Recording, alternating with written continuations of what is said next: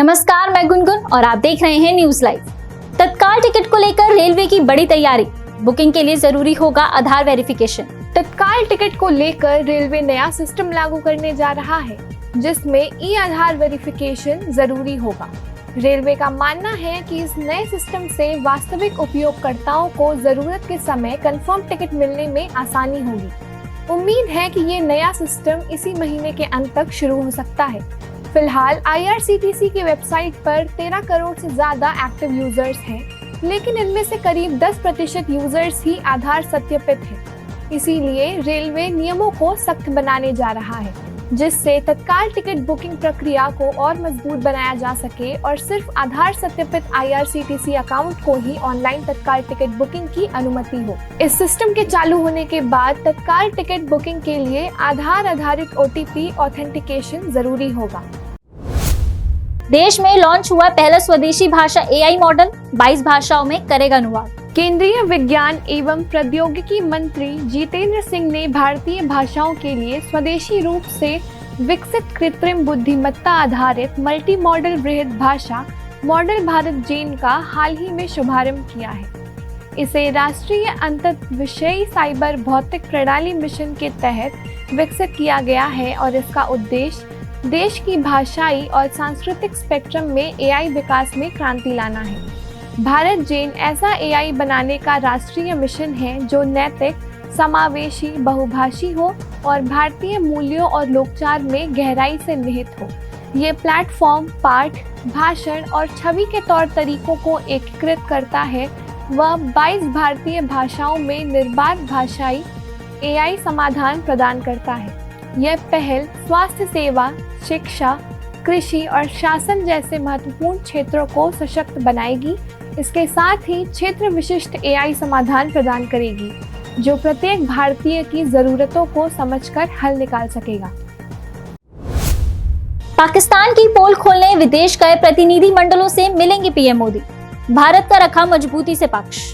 प्रधानमंत्री नरेंद्र मोदी ऑपरेशन सिंदूर के बाद दुनिया भर में भारत का पक्ष रखने और पाकिस्तान की हकीकत बताने के लिए विदेश गए सांसदों के प्रतिनिधि मंडलों से मुलाकात करेंगे। इन प्रतिनिधि मंडलों ने विभिन्न देशों में पाकिस्तान प्रायोजित सीमा पार आतंकवाद और ऑपरेशन सिंदूर के तहत अपनी कार्यवाहियों को लेकर तथ्यों और सबूतों के साथ बात रखी है। विदेश गए भारतीय प्रतिनिधि मंडलों में सभी दलों के नेता शामिल रहे हैं। इन प्रतिनिधि मंडलों का उद्देश्य पाकिस्तान की सच्चाई दुनिया के सामने लाना है।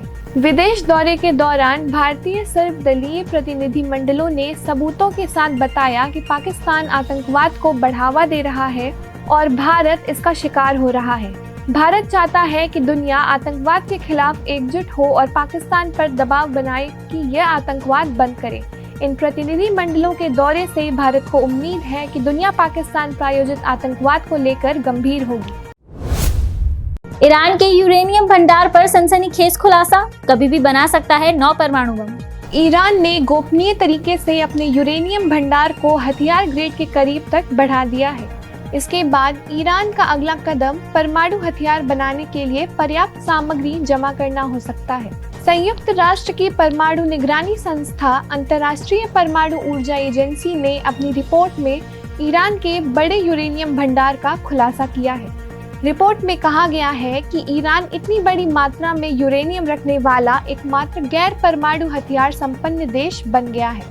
इससे एक बार फिर अमेरिका, इजराइल और पश्चिमी देशों की चिंता बढ़ गई है, जो पहले ही ईरान के परमाणु कार्यक्रम को लेकर संशयित रहे हैं। ईरान ने हाल ही में 408.6 किलोग्राम यूरेनियम जमा किया है, जिसे 60% तक समृद्ध किया गया है। यूरेनियम की यह मात्रा 90% के हथियार ग्रेड स्तर से कुछ ही कम है। वहीं द सन की रिपोर्ट के अनुसार करीब 42 किलोग्राम 90% समृद्ध यूरेनियम एक परमाणु बम बनाने के लिए पर्याप्त है। इसका मतलब है कि ईरान के पास 9 परमाणु बम बनाने के लिए पर्याप्त यूरेनियम है। झमाझम बारिश के लिए रहिए तैयार, इस बार 4 दिन पहले दस्तक देगा मॉनसून। मौसम विभाग ने दिल्ली NCR के लिए नया अपडेट जारी किया है, जिसके अनुसार इस बार दक्षिण पश्चिम मॉनसून 3 से 4 दिन पहले दस्तक दे सकता है। मौसम विभाग का कहना है कि इस बार दिल्ली में मॉनसून 25 से 27 जून के बीच में पहुंचने की संभावना है, जो सामान्य तारीख 29 जून से पहले है। इससे पहले दक्षिण पश्चिम मॉनसून ने 27 मई को केरल तट पर समय से 5 दिन पहले दस्तक दी थी। ये 2009 के बाद मॉनसून का सबसे जल्दी आगमन है। बंगाल की खाड़ी में अनुकूल परिस्थितियों के कारण मॉनसून तेजी से उत्तर भारत की ओर बढ़ रहा है। ग्राहकों को खूब पसंद आ रहा एथर का इलेक्ट्रिक स्कूटर, 1 लाख यूनिट से अधिक की हुई बिक्री। एथर एनर्जी का फैमिली फ्रेंडली इलेक्ट्रिक स्कूटर एथर रिचटा भारतीय बाजार में धूम मचा रहा है। इस इलेक्ट्रिक स्कूटर ने लॉन्च के 1 साल से भी कम समय में 1 लाख यूनिट की रिटेल बिक्री का आंकड़ा पार कर लिया है। एथर रिचटा शानदार स्पेस, एडवांस फीचर्स और 159 किलोमीटर रेंज के साथ आता है। घरेलू बाजार में एथर रिचटा की एक्स शोरूम शुरुआती कीमत 1.11 लाख रुपए है, जो टॉप एंड वेरिएंट के लिए 1.51 लाख रुपए तक जाती है। एथर रिचटा का 2.9 किलोवाट बैटरी पैक 123 किलोमीटर की आईडीसी रेंज प्रदान करता है, जबकि 3.7 किलोवाट बैटरी पैक 159 किलोमीटर की रेंज देता है। इसकी बैटरी IP67 रेटेड है, जो इसे पानी और धूल से सुरक्षित रखती है। इसके साथ ही बैटरी पर 5 साल या 60,000 किलोमीटर तक की वारंटी मिलती है। रणबीर की बहन रिद्धिमा करने जा रही हैं बॉलीवुड में डेब्यू, फिल्म की शूटिंग पूरी। बॉलीवुड के कपूर खानदान की एक और बेटी रिद्धिमा कपूर फिल्मों में एंट्री करने जा रही हैं। रणबीर कपूर की बड़ी बहन रिद्धिमा कपूर कई दिनों से पहाड़ों में अपनी डेब्यू फिल्म की शूटिंग कर रही थी, जो अब पूरी हो गई है।